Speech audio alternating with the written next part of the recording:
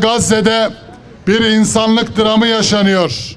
İnsanlığın başına bela olan Siyonistlerin işgali altındaki kardeşlerimize duyarsız kalmamak adına oradaki mazlum ve mağdur kardeşlerimizin, insanlık ailesinin mazlumlarına bir nebze olsun ben de varım demek için kim ne yapabilir diye sağımıza solumuza bakmadan ben bir şeyler yaparım hassasiyetiyle Malatya Gazze Gönüllüleri Derneği tarafından açılan Gazze'deki kardeşlerimizin ihtiyaçlarını giderme adına açılan kermesimizin açılışına hoş geldiniz. İlahi ya Rabbel Alemin.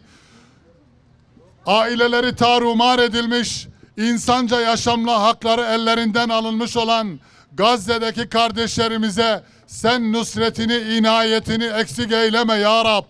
Gazze'deki, Doğu Türkistan'daki, Keşmir'deki, Sudan'daki mazlum ve mağdur kardeşlerimizi yardımlarına bizleri istihdam eyleyerek mutluluğa, huzura sen erdir Allah'ım.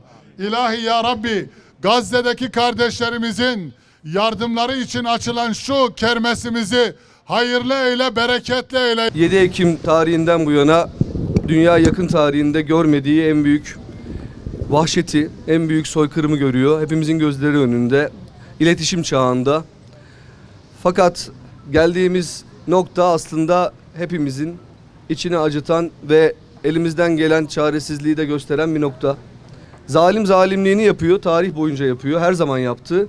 Türkiye'de bizim insanımız, Türkiye vatandaşımız, milletimiz zalime karşı tarih boyunca nasıl bir duruş sergileyeceğini biliyordu. Şimdi de modern çağın zalimi İsrail ve Amerika'ya karşı bu duruşunu sergilemek zorunda olduğunu biliyor. Ama özelde de Türkiye'nin içinde de özel bir yer var. Orası da Malatya. Malatya hep bu hassasiyetiyle bilinen bir yer.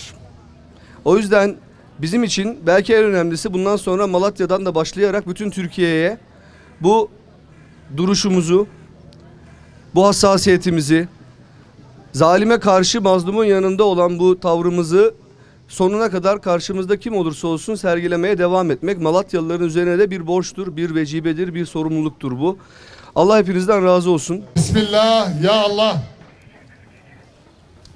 Evet, Allah hayırlı eylesin. Ben burada boş yere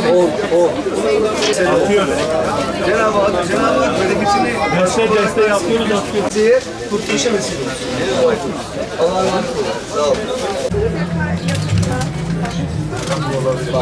Bak bu da...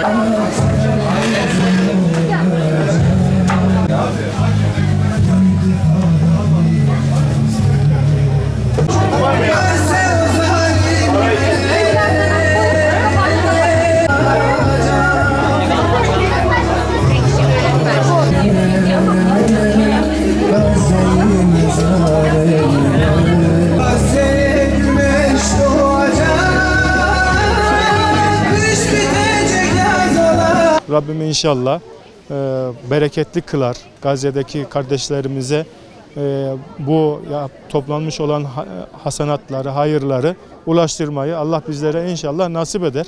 Bir an önce oradaki kanın durması için bütün Malatyalı halkımızın hem çabasına hem duasına hem gayretine ihtiyacımız var. Bu kermesimiz 18'inde bugün açılarak 26'sına kadar, Mayıs 26'sına kadar devam edecek. Allah nasip ederse toplanan hasılatın tamamını Gazze'ye ulaştıracağız. İnşallah Gazze'deki bu akan kanı bir an önce durmasını, ümmete birlik ve beraberliğin sağlanmasını ve İslam'ın tekrar o topraklarda hakim olmasını Rabbim inşallah nasip eder bizlere.